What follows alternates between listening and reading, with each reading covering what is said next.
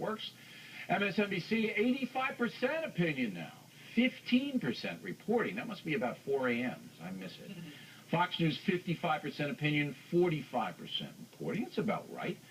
CNN, 46% opinion, 54% reporting. That's, I think, accurate as well. Joining us now from Washington, Charles Krauthammer. What does this study say to you, Charles? That study tells me that the sun rises in the east. Everybody knows that MSNBC is all opinion. Even the slogan, lean forward, is just a way of saying lean left. Those short ads, they do just announce that they're, basically an ideological entity. And I think what they have on CNN and Fox is basically right. Roughly half news and half opinion. Yeah, but the perception is that Fox is all opinion and a Republican-driven network. But this study shows that, 45%, that's almost 50-50. Well, people want to believe that because Fox has such influence that they have to say that it's nothing except opinion, but in fact it's not. You just watch it for one day. You see the Bear Show, 6 o'clock evening news. So that's news on television, network, or cable.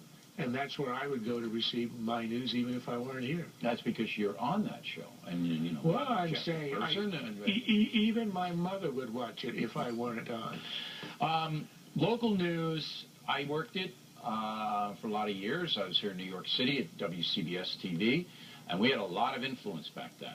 Now, zero in this big town, the major market, the biggest market in the country. So in LA a few weeks ago, their local news. It's about weather and traffic, and there's a little donkey on the parkway and I can't get it off.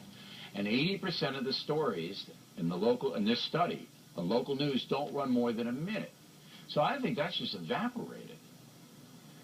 Well, I don't have as exalted a view of what local news used to be. At least as a viewer, it seemed to me always to be 80% crime and the rest was trivia. I don't remember it ever being something that moved national opinion. What did move national opinion in those days, as today, is the network news, but now we've added cable news, of course, and the internet. So in a sense, the TV news has lost influence simply because of the growth of the internet as a competitor. But it's more than that. And the networks have lost because of the growth of cable. Folks depend on their local news to define their local politicians. We can't do that. We can't do the state races here unless they're big profile, famous people. And now 3% of local news is politics. 3% of all the stories. So that's gone. And here's the bad thing about the disintegration of local TV news and the watering down of the network news. The network news, when I worked at ABC News in particular, there's a lot of kick-butt investigative reporting. Brian Ross does it now. They have a few others, but it's not the way it used to be because it's too much money. It's too expensive to do it. And they don't have bureaus all over the world. Now they're getting tape from freelancers. And all of this dumbs down the American public. That's the key. People just don't know anymore. Well, I think you're right. Part of it is that there's much less money. The other part of it is ideological. You look at the Steve Croft interview with Obama and Clinton. That's humiliating. You wouldn't have seen that on 60 Minutes back 40 years ago. That they would have been ashamed to put something on like that. I think there really is an affinity with this administration.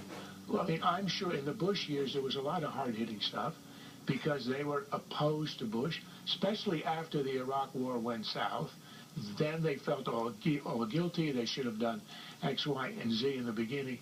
And they were really tough. I think there really is a difference in how hard-hitting the networks are, depending on whether there's a conservative or a liberal in office. And I agree 100%. But I think that they call them now low-information voters are becoming the majority in this country because there isn't information out there anymore. It's very difficult to get objective information. No, not on the internet. It's all skewed. Objective, hard-hitting, uncovering things that you don't know information, much rarer than it used to be.